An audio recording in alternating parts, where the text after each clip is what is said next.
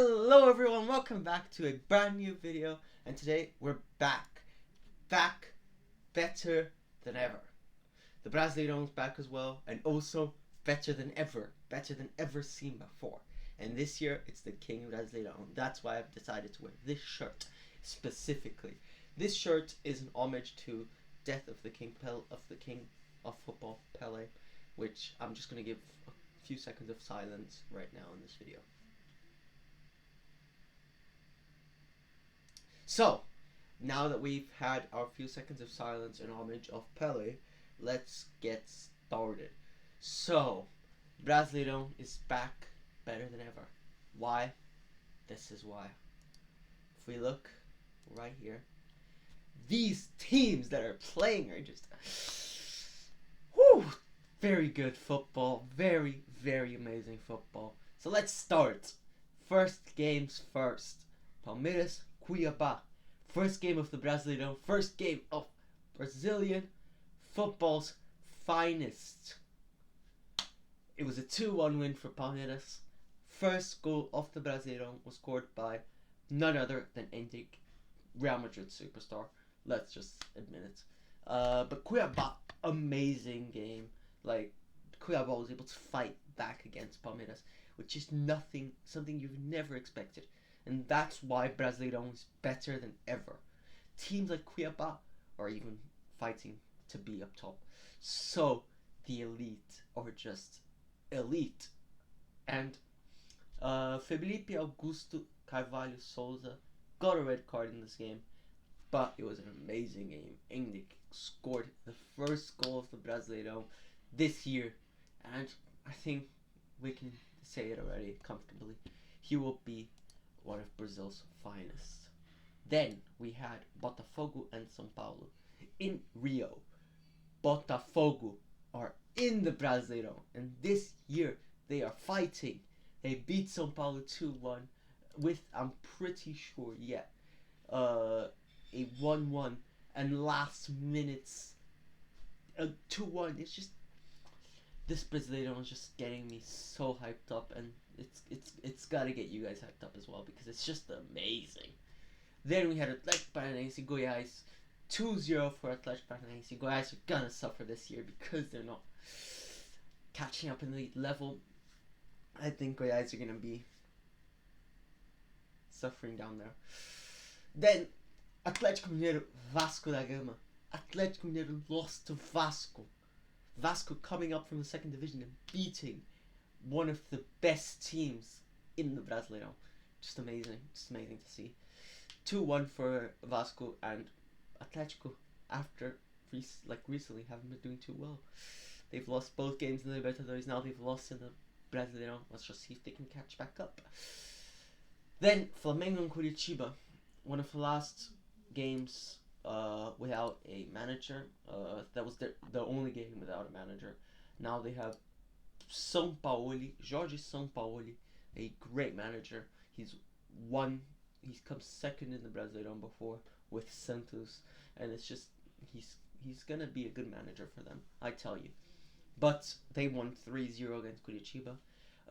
América Mineiro against Fluminense was 3-0 for Fluminense. Fluminense right now are looking like one of the best teams in South America fully.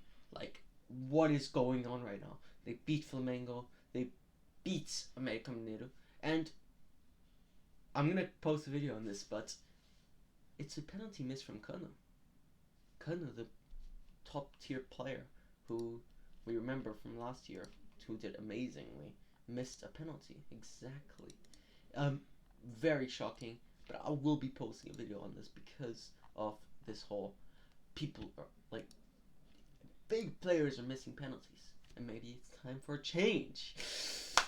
Okay, next matchup was Bragantino against Bahia. Bahia City, owned by the group City, as we know, Manchester City.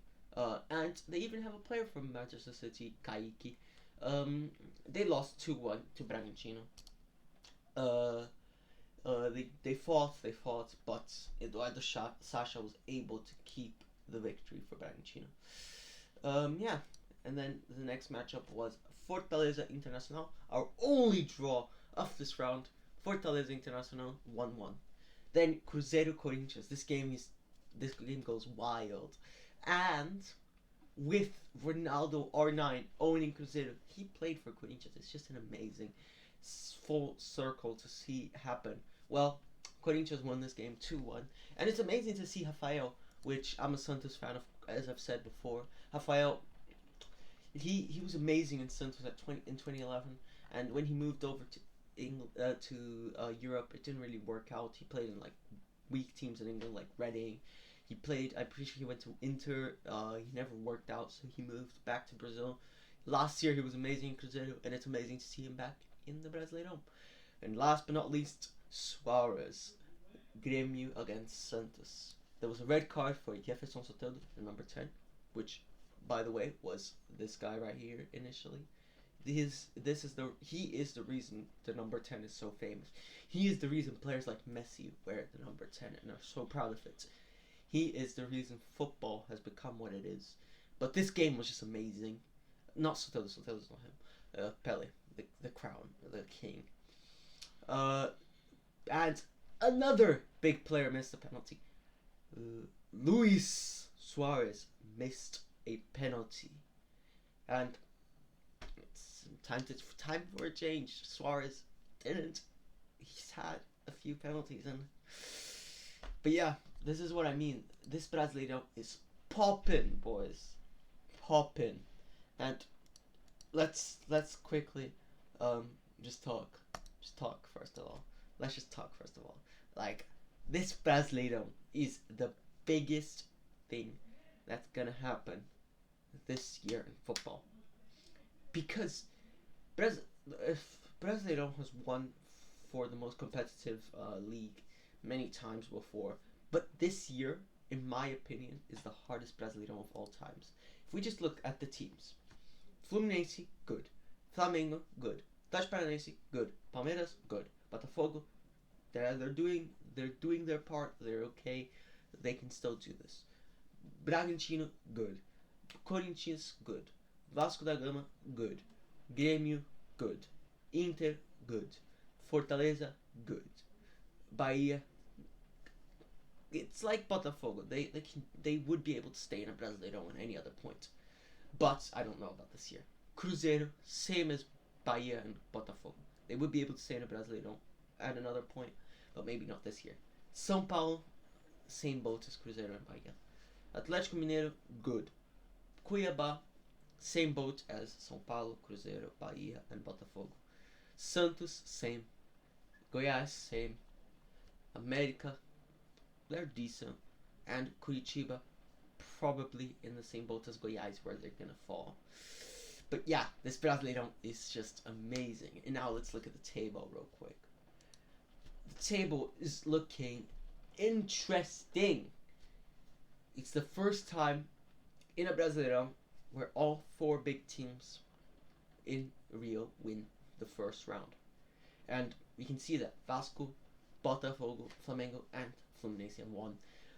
Teams like Santos have been put in the relegation zone, but it's only because of goal difference. Anything can change. For example, I believe Goiás is going to go further down, but we have to see. But the Brasileirão is looking amazing. If we look at this table, this year is a good year. So make sure to watch me so that you're all covered up in the Brasileirão, because I am the best out there in English covering the Brasileirão. Don't look it up though, because I'm not sure. But yeah, I'll give you good coverage. So if you want to watch a good video and just enjoy your time, make sure to subscribe, hit that like button, and good